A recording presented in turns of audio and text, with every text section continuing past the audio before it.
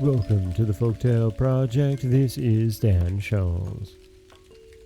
Today we have an origin story, but I do have to warn you, if you listen to the podcast with small children, please take a moment and listen this one through first. It's a little violent.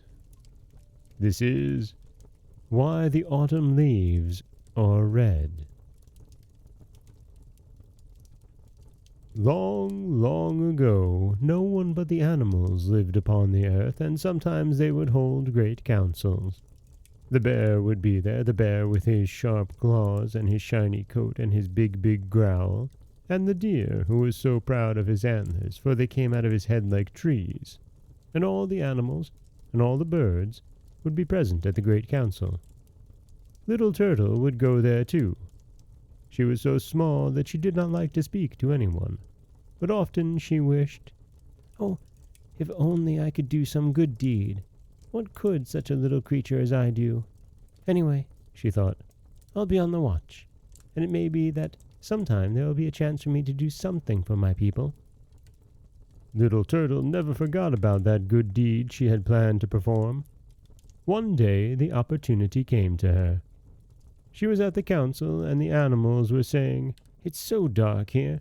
We have only the snow light to see by. It's gloomy, too.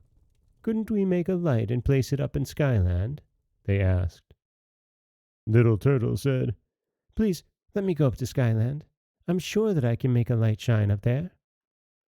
They said that she might go, and they called Dark Cloud to carry Little Turtle there. Dark Cloud came. Little Turtle saw that thunder and lightning were in Dark Cloud, and when she reached Skyland she made the sun from lightning and placed him in the sky. The sun could not move because he had no life, and all the world underneath was too hot to live upon. "What shall we do?" the animals asked one another. Someone said, "We must give the sun life and spirit. Then he will move about in the sky." So they gave him spirit and life, and he moved about in the sky. Mud Turtle dug a hole through the earth for the sun to travel through. Little Turtle made a wife for him out of some of the lightning from Dark Cloud. She was the moon. Their little children were the stars that played all over Skyland. All this time, Little Turtle was taking care of Skyland. The animals below her called her "She who takes care of Skyland," and she was very happy, because she was doing her good deed. Some of the animals became jealous of Little Turtle, especially the deer, who was so proud of his antlers. One day, Deer said to Rainbow, "Rainbow, please take me up to Skyland where Little Turtle lives." Rainbow did not know whether it would be quite right to take Deer up to Little Turtle's house, but he said, "In the winter, when I rest upon the big mountain by the lake, then I will take you." This made the deer glad. He did not tell anyone about the promise of Rainbow. All winter long, he waited and watched near the big mountain for Rainbow to come. But Rainbow did not come to him. In the spring one day, Deer saw Rainbow beside the lake. "Rainbow," he asked, "why did you not keep your promise to me?" Rainbow made him another promise. "Come to me by the lake, when you see me in the thick fog," he said. The deer kept this promise a secret too, because he hoped to go to Skyland alone. Day after day he waited beside the lake. One day, when the thick fog was rising from the lake, Deer saw the beautiful Rainbow. Rainbow made an arch from the lake to the big mountain. Then a shining light fell about the deer, and he saw a straight path shining with all the colors of the rainbow. It led through a great forest. "Follow the beautiful path through the great forest," Rainbow said. The deer entered the shining pathway, and it led him straight to the house of Little Turtle in Skyland. And the deer went about Skyland everywhere. When the great council met, Deer was not there. "The deer is not come to the council. Where is the deer?" they asked.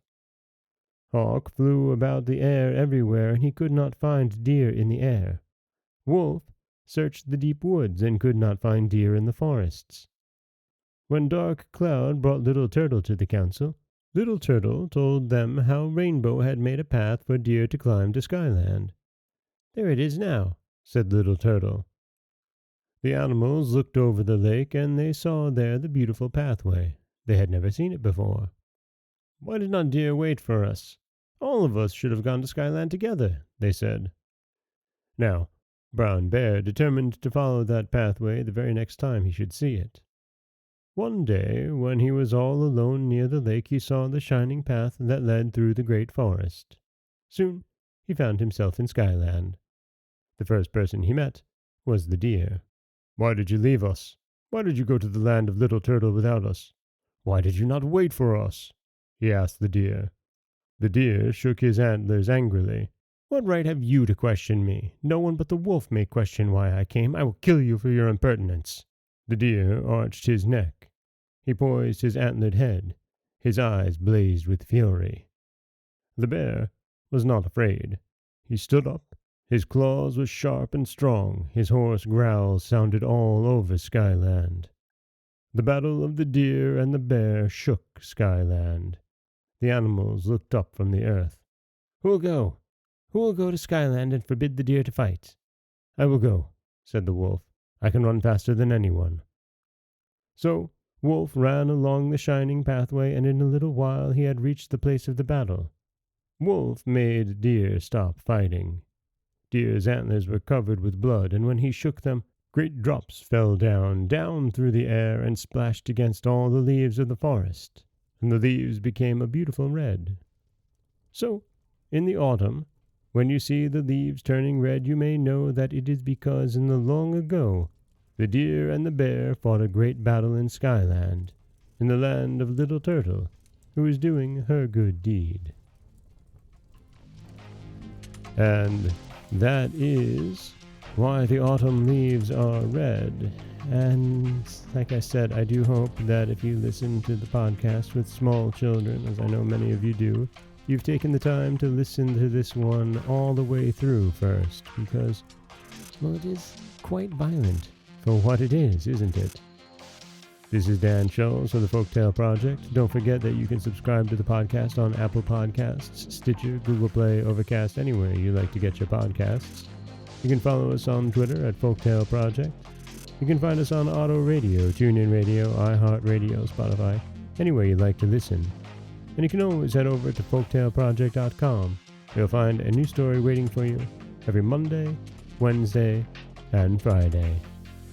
As always, thank you so much for listening.